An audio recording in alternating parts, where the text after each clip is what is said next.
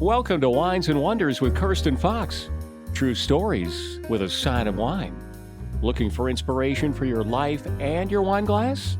This is your podcast. Here's Kirsten. Thanks for joining me today.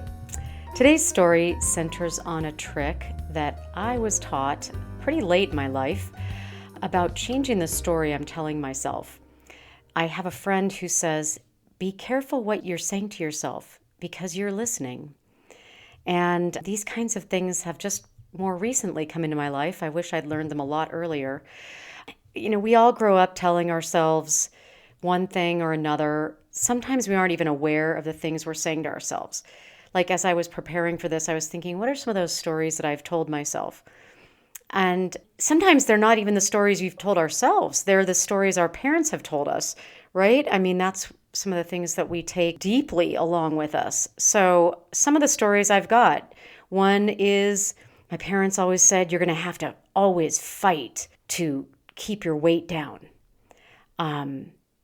If you disagree, here's another one. If you disagree with people, they're not going to like you.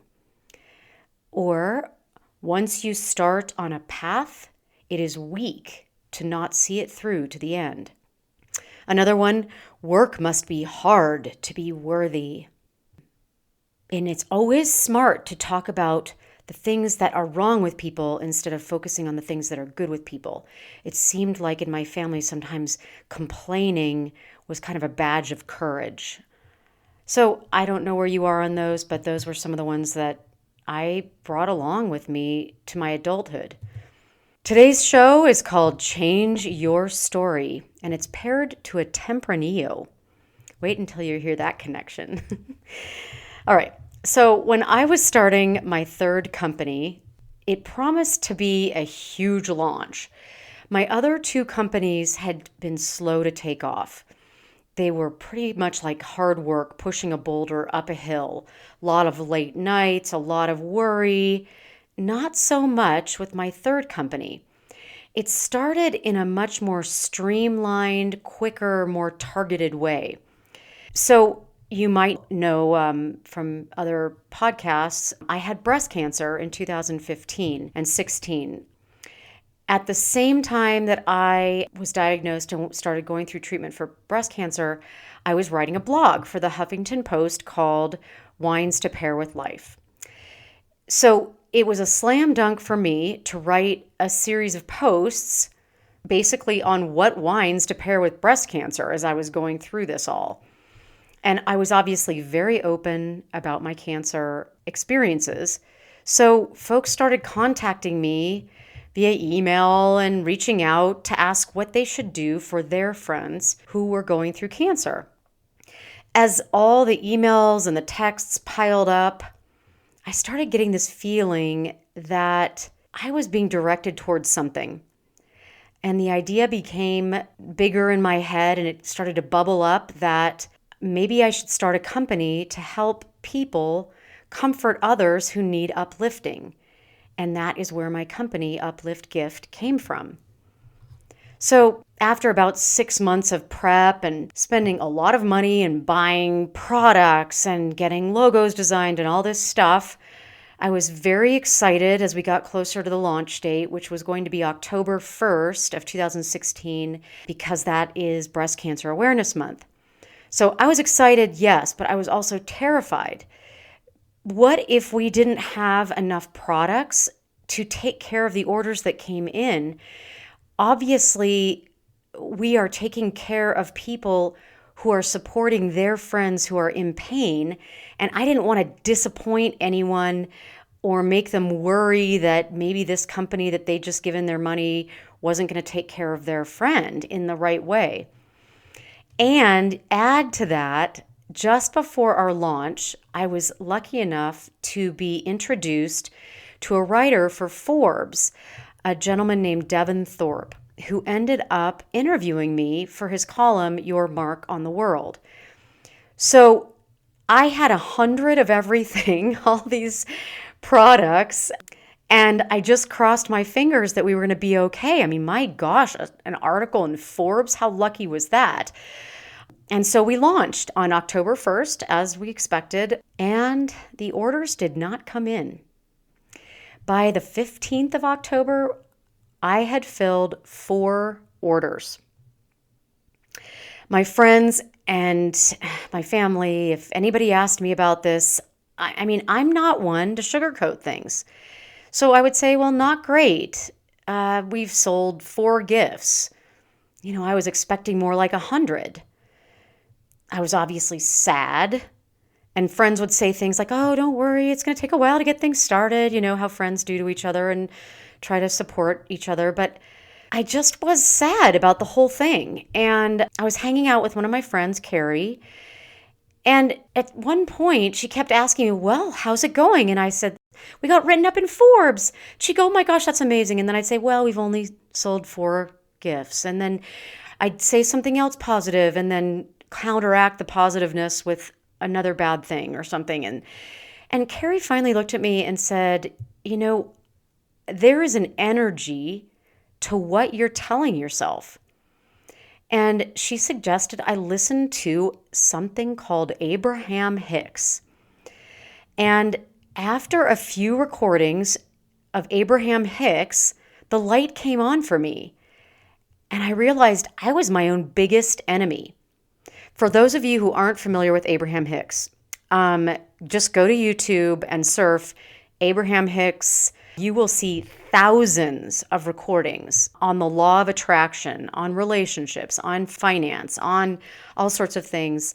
And most of what is talked about in these recordings is what you're focusing on sends a signal to the universe, God, Almighty Spirit, whatever you want to say, sends a signal up there that this is what you want more of. What gets your attention is what you're going to get more of. So I sat there and I thought, what am I going to find about this situation of only selling 4 boxes that's good? Everything about it was depressing me at the time. I even had I had tables in our basement set up that were all set up as gift creation stations because I had imagined that these orders would come in and I'd need to call on my friends and ask for help because it was just so overwhelming. I was just, obviously people understood why I was feeling rotten, but then I listened to this Abraham Hicks stuff and started realizing I was making myself more rotten than it needed to be. So what I had to do was find something to swirl up my energy, to change my story about what was going on in my company. So I started thinking about what happened as orders would come in. So I thought about the excitement when I saw an order come in. That was really exciting. And then I reflected on how much fun it is to wrap each of the individual gifts, that as you're imagining someone opening them and I'm putting them in the boxes. And then I thought about the handwriting. We handwrite the notes in the boxes that are going from one friend to another. And these notes are truly small miracles themselves. I looked up one to prep for this show, and this is such a beautiful one. This was a condolence letter to someone about a death in the family. Quote, I wish I had the words to lighten your agony, but sometimes words are just not enough. You and your family have been in my constant thoughts and prayers. Please know that I am here for you if there's anything I can do. In the meantime, here is a little something just for you to help warm your heart. End of quote. So these notes, I just, every time I sit down and I would write one, even the 4 times at this point, I was uplifted myself and I found my upswirl. I found the positive story to relate. So I changed it. So now or then and now, when people ask me about how the launch was going, how the company's going, I say something like, I cannot tell you how happy it makes me to be a part of friends and loved ones supporting each other. When I get to write their notes of love on the cards for the gift boxes, it is as much a gift to me as it is to the person getting the box. And this is really, truly the story that I say today, long after we've sold our 100th box. And so I ask you to reflect on your own stories you're telling yourself. How are they affecting you? Are they good or are they bad? Can you figure out a way to change them, to change a specific story, to move from that sad, possibly real, yes, possibly real story, but change it into a more uplifting, real story that you can grab onto and bring more positivity into your life. This small change may take you in a much better direction. After this word from our sponsor, I'll be right back with a big red wine that we'll all be drinking more of in the future. Stay tuned to hear what type of wine Kirsten will pair with this story right after this. Today's podcast is brought to you by the Savvy Wine Shopper. So, of course, I love wine, as you know, and I love studying and talking about wine pretty much to whoever will listen. My 15-year-old even knows about wine, and that's pretty sad to say because she's obviously not a consumer yet. But anyway, many people I know, because they're my friends, don't really want to go as far into the study of the subject as I do. They just want to know how to shop for wines that will go with their dinners or their picnics or at their cocktail parties. Like, I'm doing an Italian spread. What should I serve for the guests that'll go with all the foods? What kind of wine gifts are good and offer great value, but you don't have to cost an arm and a leg? What's the difference between old world and new world wines, and why should I care? So the Savvy Wine Shopper offers short, informative, cut-to-the-chase courses that will help you be a more confident shopper at the grocery store or at the liquor store or wherever you buy your wines. This is going to help you get out of that same 4 wines that you always buy because they're safe rut. So go to savvywineshopper.com and watch for, right on the homepage, the tips and tricks emails that you can subscribe to that come out weekly that will help you either way, whether you ever want to take a course or whether you just want to know a little something to be more effective at the liquor store. thesavvywineshopper.com. Welcome back to Wines and Wonders, stories with a side of wine. Here's Kirsten Fox. Thank you so much for being here today. To recap the first half for you, after a disappointing start for my company, Uplift Gift, I discovered that changing my story was telling people possibly something that would help me change the energy of the business. So rather than continue saying, I'm not thrilled, we've only sold 4 boxes, I began saying, I love writing the notes that go into our boxes. When you hear the love between friends, it is so uplifting. And the key word in this experience for me was change. Changing a negative story to a positive one. Allowing that both must be true. You're not going to believe a false story. But if you can find that element of truth in the positive side, that's what I'm talking about. So I am going to focus in the wine section today on wine regions that are having to change their stories due to impending global warming. The jumps in average temperature over the last 50 years have so far not wiped out any of our current wine regions. But multiple studies that have just come out are forecasting a loss of over 50% of wine regions with only a 3.4 degree Fahrenheit jump in temperature, which is in line with current heating trends. I mean, this sounds awful, just like my 4 boxes story. So these dire predictions are associated with existing varietals that are grown in those wine regions. But if wineries can change their stories about what they grow, if they can change their choices of varietals to more heat-resistant types, that will save many of our regions, and we'll still be able to grow wine in them. Changing our story, in this case, specifically about a wine, is the key.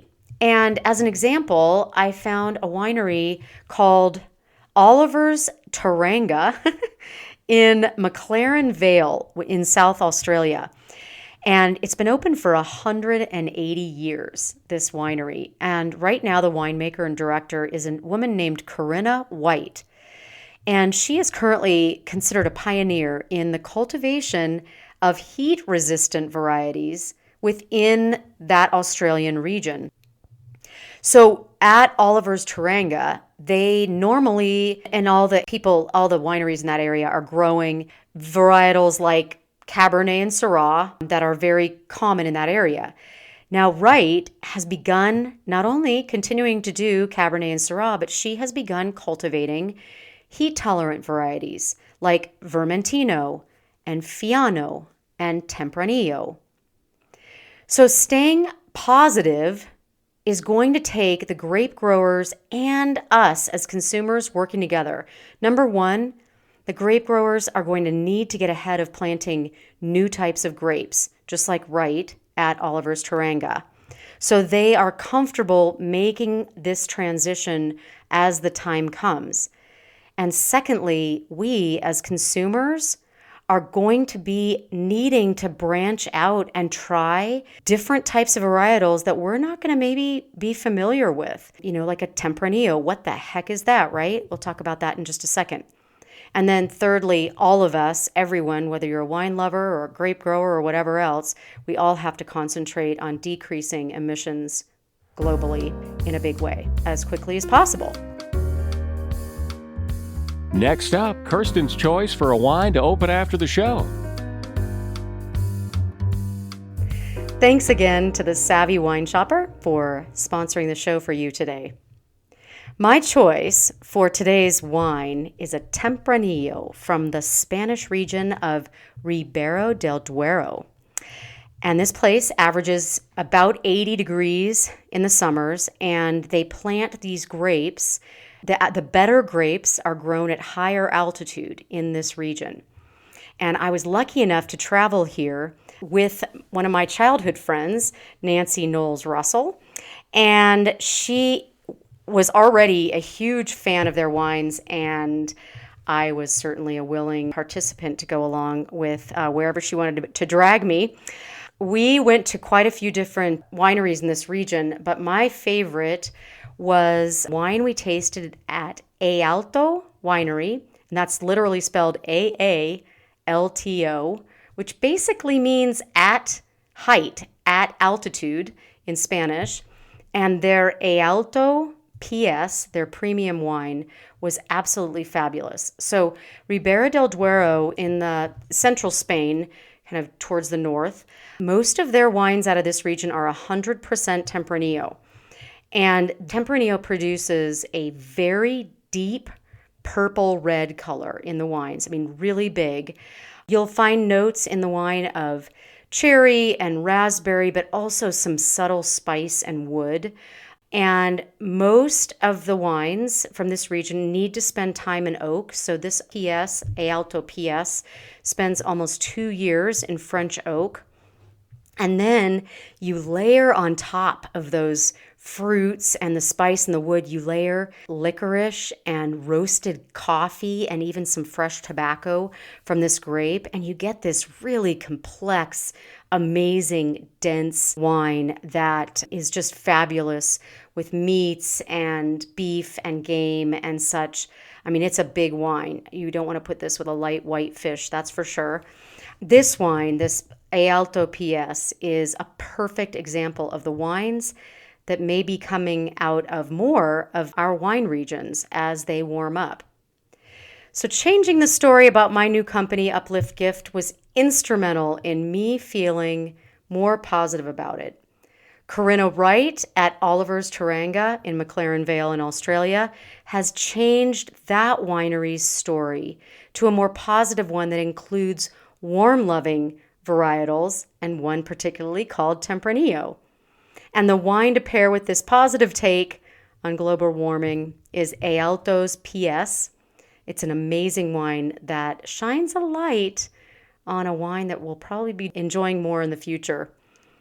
If you're interested in show notes, links to wines, and other details about the show, head over to our website at winesandwonders.com for your info. And also, we would love to hear, I would love to hear, I say we, I meant I, would love to hear from anyone about a story in your life that you've changed, that has made a big difference in swirling up the positivity that you feel around whatever that subject is. You can find us on social media channels, and we're at Wines and Wonders. Thank you for tuning in to Wines and Wonders with Kirsten Fox. True stories with a side of wine.